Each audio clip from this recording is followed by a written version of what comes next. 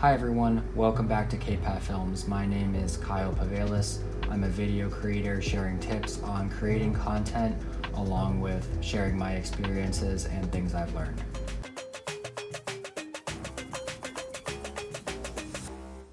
In today's video, I'll be talking about my first wedding film. If you are just getting started in videography or already have lots of experience in videography, there's a very good chance you will be a wedding videographer for some client down the road.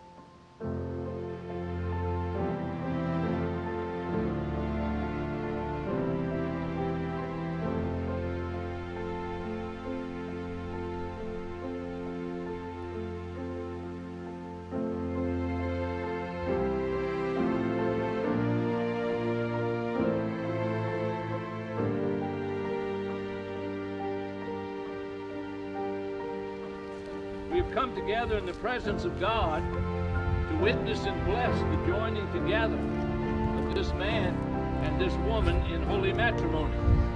The union of husband and wife in heart and body and mind is intended by God for their mutual joy, for the help and comfort given one another.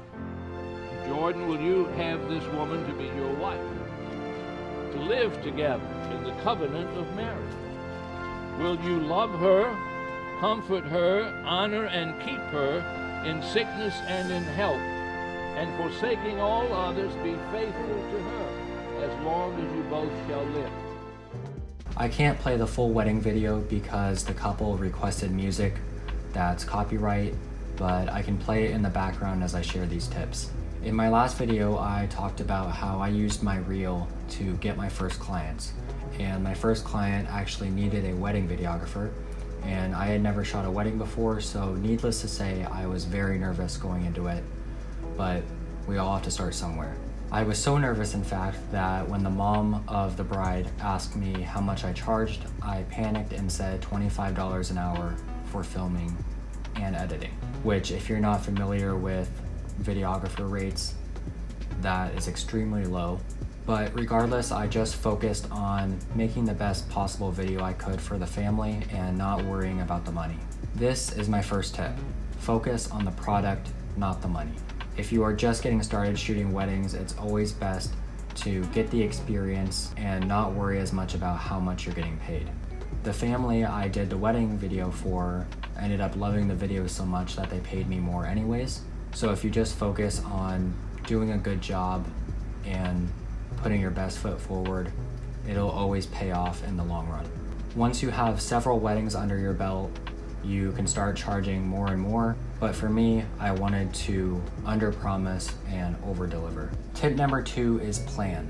I actually met with the family a couple weeks before the wedding to talk about where everything was going to be and where I was going to be at certain times during the wedding.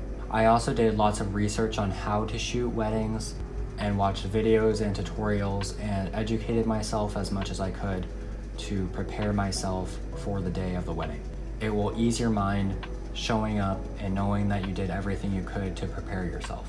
Tip number 3 is location. Now, of course, you can't control where the location of the wedding is, but you can control how you use that location to your advantage. I was very lucky with the location because there was so much around me to shoot, from the dock and the water to the trees and the sunset. Look around and find anything that's worthy of filming. This brings me to the next tip, which is overshoot.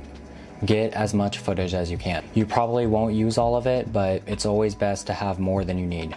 Get plenty of angles, wide angles, close-ups, and everything you possibly can. The equipment. You don't need the best and most expensive equipment to make an awesome wedding video. You just need the skill and ability to use the equipment that you do have.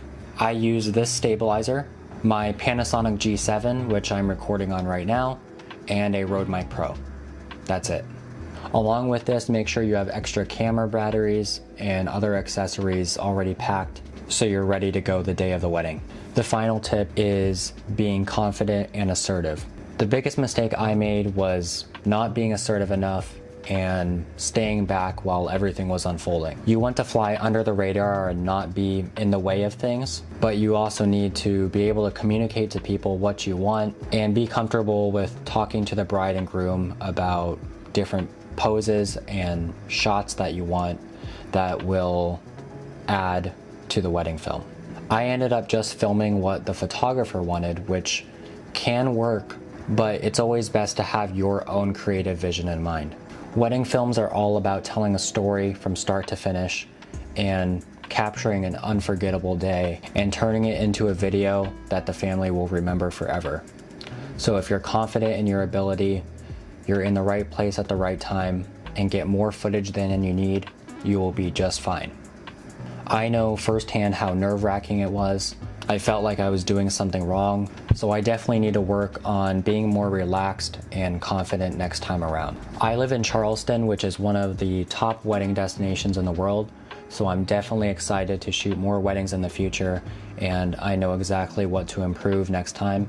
And I know that my wedding videos are just going to get better and better. I hope these tips were helpful for anyone interested in wedding videography. Thank you so much for watching, and if you enjoyed this, please subscribe for more content just like this.